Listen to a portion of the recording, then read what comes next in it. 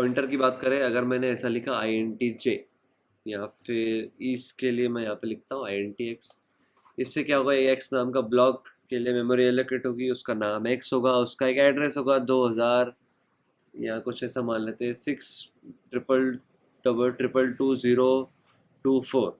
इसके अंदर एक वैल्यू होगी, उस वैल्यू को हम मान लेते हैं 35, x = 35। ठीक है, अब पॉइंटर की बात करते हैं। INTX लिखने से क्या होगा, 4 बाइट की मेमोरी एलोकेट होगी, INT टाइप की मेमोरी एलोकेट होगी x के लिए, x के नाम से। अगर मैंने ऐसा लिखा INT*y, तो इस अब ये वाला जो वेरिएबल है ये एक INT टाइप की वैल्यू को स्टोर करने की कैपेबल है।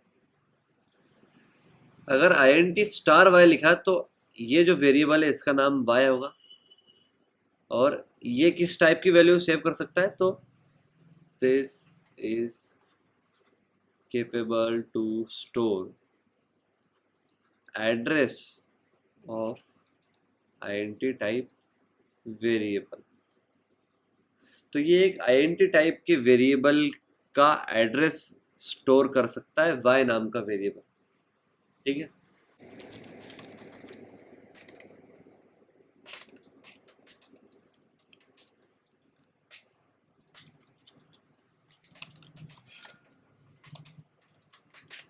अब INTX लिखा तो x एक ऐसा वेरिएबल है जो INT टाइप की वैल्यू को स्टोर करा सकता है।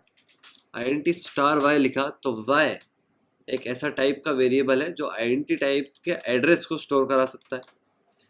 तो हमने ठीक वैसे ही किया, y को x का एड्रेस असाइन कर दिया। ये एम्परसेंड जो होता है ये एड्रेस ऑपरेटर होता है, तो इससे हम x के एड्रेस को y में असाइन करा दिया। अब ध्यान से देखिएगा, *y इज इक्वल टू 34।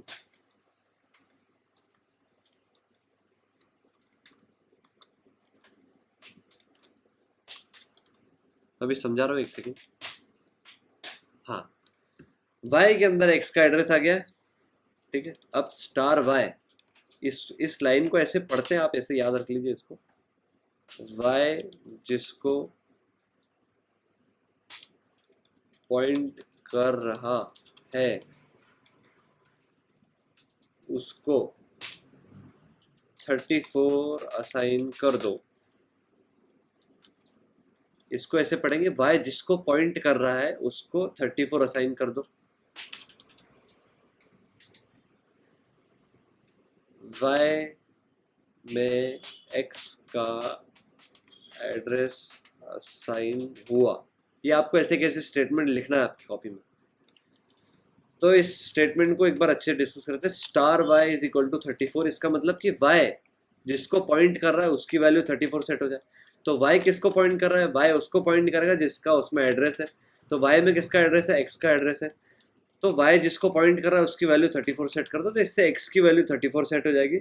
और इस वाले स्टेटमेंट से हम चेक करा लेंगे x की वैल्यू को प्रिंट करा के कि 34 हो रही है या नहीं।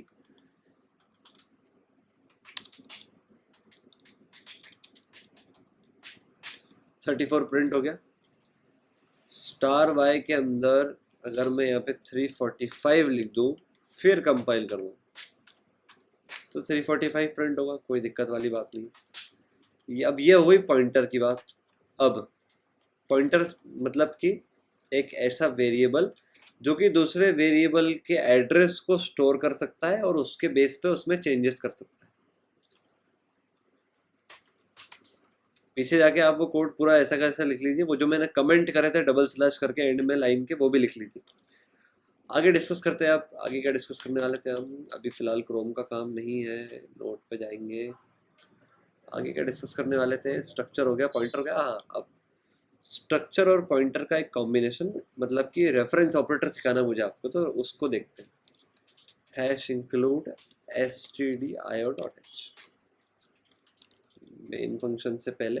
अब ध्यान से देखिएगा, अब चीजें और भी ज्यादा इंटरेस्टिंग होती जाएगी। स्ट्रक्ट, आपने एक स्ट्रक्चर बनाया जिसका नाम रखा आपने स्टूडेंट, यहाँ पे सेमीकोलन आएगा, वही वैल्यूज एसोसिएटेड है INT roll number, INT class, square section, 3 values associated. ये हो गया आपका इस वाली बात। अब आगे बात करते हैं मेन फंक्शन के। सॉरी, एंटी मेन फंक्शन के अंदर हमने क्या किया, पहले एक स्ट्रक्चर को बनाया जो कि है स्टूडेंट नाम का, उसको हमने मेमोरी में रख दिया एस नाम से। ध्यान से देखिए आप, काफी इंटरेस्टिंग बात है।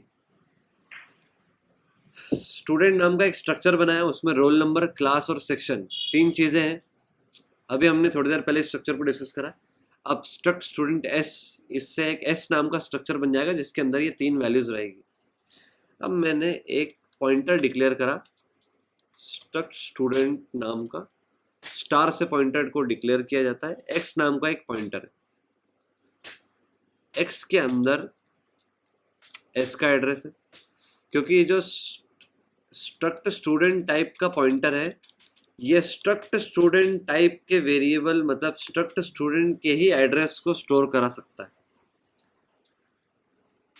स्ट्रक्ट स्टूडेंट का एड्रेस को असाइन कराने की क्षमता रखने वाले वेरिएबल को ऐसे असाइन कराएंगे, स्ट्रक्ट स्टूडेंट स्टार एक्स। अब एक्स एक ऐसा वेरिएबल है जो कि स्ट्रक्ट स्टूडेंट नाम के एक वेरिएबल की वैल्यू को, एड्रेस को स्टोर कर सकता है, तो वही हमने कराया। अब स्ट्रक्चर को जब हमने डायरेक्टली एक्सेस करना होता है तो हम ऐसे बोलते हैं एस के अंदर जो रोल नंबर है उसकी वैल्यू 27 असाइन हो जाए। अब मान लो कि हमें कुछ ऐसा करना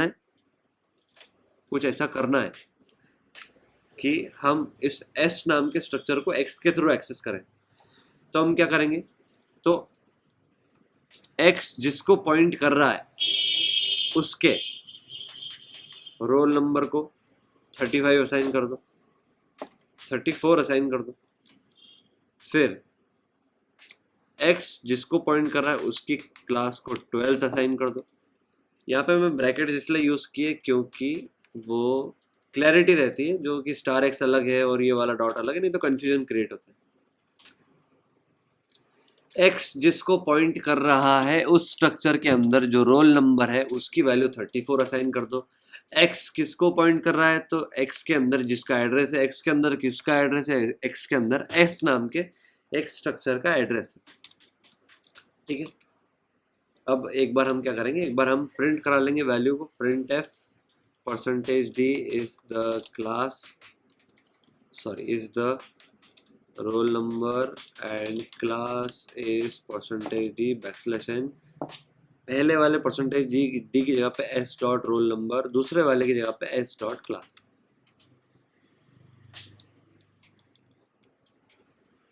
ये थोड़ा सा लंबा स्टेटमेंट हो गया लेकिन कोई दिक्कत नहीं, उससे हमारा काम बरोबर हो जाएगा। एक एक चीज आपको इस सेशन में लिखनी पड़ेगी, अगर आपने कोई भी चीज मिस कर दी तो आगे के आने वाले सारे सेशंस में कुछ भी समझ नहीं आएगा। 34 is the roll number and class is 12। अब ये 34 और 12 को हमने डायरेक्टली एस के थ्रू एक्सेस नहीं किया, एक पॉइंटर के थ्रू एक्सेस किया। अब पॉइंटर के थ्रू एक स्ट्रक्चर को एड्रेस करने के 2 तरीके होते हैं, अब उन तरीकों पे बात करते हैं। स्टार एक्स के अंदर मतलब एक्स जिसको पॉइंट कर रहा है उसके अंदर जो रोल नंबर है उसकी वैल्यू को 34 असाइन कराए। अब इसकी जगह पे एक और अप्रोच होती है, x dash greater than roll number is equal to 34।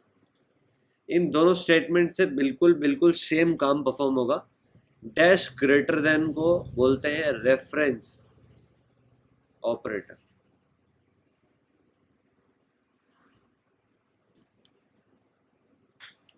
Changes करते हैं हमारे कोड में।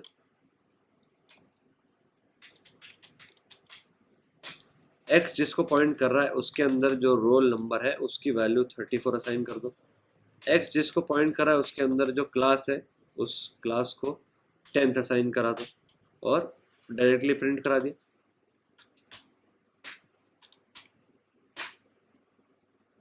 $34 और क्लासेस 10 प्रिंट हो रहा है।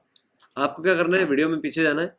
ये जो प्रोग्राम पहले लिखा था वो यहाँ पे कुछ वो स्टार एक्स करके लिखा था, स्टार एक्स, और ये ऐसा वाला जो प्रोग्राम इसके जस्ट पहले जो लिखा था जो मैंने काटा, आपको वाला प्रोग्राम ऐसा का ऐसा कॉपी में नोट करना है। उसके बाद में ये वाला प्रोग्राम पूरा शुरू से लेके आखिर तक कॉपी में कोड करना, कोई भी पार्ट को काटना नहीं है। अभी तक हमने डिस्कस किया स्ट्रक्चर को, पॉइंटर को, और स्ट्रक्चर के थ्रू मतलब पॉइंटर के थ्रू एक स्ट्रक्चर को कैसे एक्सेस किया जाता है। Thank you for your patience, have a nice day.